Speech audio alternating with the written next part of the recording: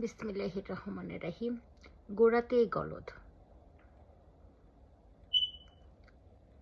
গোড়াতেই গলদ। কারণ একটা মানুষ যদি বলে লা ইলাহা ইল্লাল্লাহ মুহাম্মদ রাসূলুল্লাহ, এটা বলার পরে জান্নাতে যাবে, এটাও কিন্তু একটা ভুল। কারণ কি, আমি যখনই বলবো লা ইলাহা ইল্লাল্লাহ মুহাম্মদ রাসূলুল্লাহ, এই কথাটার অর্থ কি, আমি আল্লাহর একত্ববাদকে স্বীকার করি এবং মুহাম্মদ সাল্লাল্লাহু আলাইহি সাল্লাম তার প্রেরিত রাসূল, তার দেখানো পথে আমরা চলবো। যখন এই একটা কালেমা গ্রহণ করার সাথে সাথেই কিন্তু আমার জীবনটা সম্পূর্ণ পরিবর্তন হয়ে গেল, আমূল পরিবর্তন। তখন আমি চুরি করতে পারবো না, জেনা করতে পারবো না, মিথ্যা কথা বলতে পারবো না, অপরের সম্পদ আত্মসাৎ করতে পারবো না, স্বামী স্ত্রীর সাথে যে সম্পর্ক, সুন্দর সম্পর্ক, সেটা রক্ষা করব, বাবা মার সাথে সুন্দর সম্পর্ক সেটা রক্ষা করবো, প্রতিবেশীর সাথে সুন্দর সম্পর্ক সেটা রাখবো, আমার সব ক্ষেত্রে প্রকৃতির সাথেও একটা সুন্দর সম্পর্ক সেটা। যেমন আমার একটা কথা আছে, you should follow the nature, when you does not follow the nature, nature will be force you follow the nature. এটা হচ্ছে যে আপনি প্রকৃতির মতো করে চলতে হবে, এবং প্রকৃতির মতো করে যদি না চলেন আপনি সমস্যার মধ্যে পড়বেন। সেই তখন প্রকৃতি আপনাকে বাধ্য করবে প্রকৃতির মতো করে চলতে। আর এই প্রকৃতিটা হচ্ছে কোরআন। কোরআন হচ্ছে প্রকৃতির মতো ধর্ম, যেটা বিশুদ্ধ ধর্ম। সেই ধর্মগ্রন্থের বাইরে কোনো কিছু করা যাবে না। সেই ধর্মগ্রন্থের মধ্যে সব কিছুই আছে, আপনি সব কিছুই খুঁজে পাবেন, সেখানে কোনো কিছু কমতি নাই যে যার ফলে আমাদের অন্যের কাছে হাত পাততে হবে যে আমাদেরকে সুখ দাও, শান্তি দাও। সুখ শান্তির মালিক একমাত্র আল্লাহ। কিন্তু এই আল্লাহর প্রদত্ত যে এই যে আমরা গোড়াতেই গলদ যে কথাটা বললাম, যে ভ্রান্ত ধারণার মধ্যে দিয়ে আমরা লা ইলাহা ইল্লাল্লাহ মুহাম্মদ রাসূলুল্লাহ বলি, কিন্তু এটা সঠিকভাবে প্রয়োগ যে করতে হবে এইটা করি না। আমি কিন্তু খুবই সাধারণ একটা মানুষ, খুবই সাধারণ মানুষ। ছোটবেলা থেকে প্রশ্ন আমার ভিতরে থাকতো, আমি আল্লাহকে ভালোবাসি, আমি নবীকে ভালোবাসি।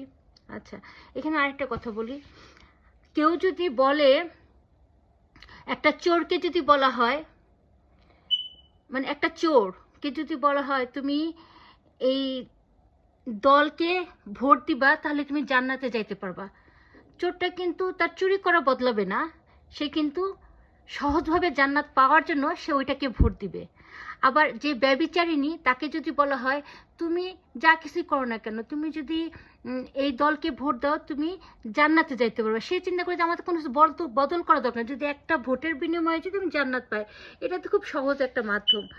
আবার যদি বলা হয় যে খুনি, যে মানে যে মানুষের সম্পদ আত্মসাৎ করে, যে রাহাজানি, লাইক খুন গুণ সমস্ত খারাপ কাজ করে, তাদেরকে খারাপ কাজ বন্ধ করতে না দিয়ে যদি বলা হয় যে তুমি খালি একটা ভোট দিবা, ভোট দিলেই তুমি জান্নাতের মালিক হয়ে যাবা, এটা হচ্ছে একদম প্রতারণা। কারণ জান্নাতের মালিক আল্লাহ, জান্নাতের মালিক আপনি বলতে হবে আগে ভালো কাজে একটা। হ্যাঁ, এখানে আরেকটা বিষয় আছে, যদি একটা কোনো ভালো মানুষকে যদি এই কথাটা বলেন যে তার সব কাজই ভালো, সে সমস্ত কিছু বোঝে, সে ভালো মানুষ, সে সব কিছু বোঝার ক্ষমতা আছে, তাকে যদি বলা হয় যে তুমি একটা ভোট দিবা, এই ভোটের মাধ্যমে মানে একটা ইসলাম ধর্ম পালন করা হবে এবং তার কারণে জান্নাত হবে, তখন সে কিন্তু বুঝবে যে আমার ভোটটা মহামূল্যবান, কারণ আমি ভালো মানুষ, মানুষগুলো ভালো হওয়ার চেষ্টা করব। কিন্তু সেটা সম্পূর্ণ আলাদা একটা জায়গা।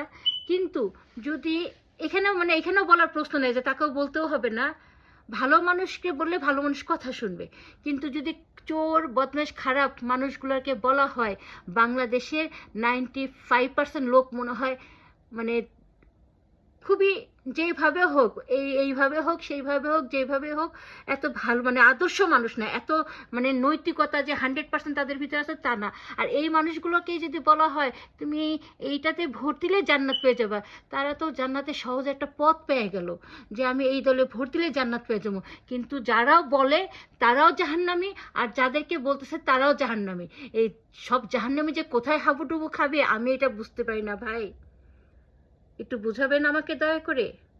আল্লাহ হাফেজ।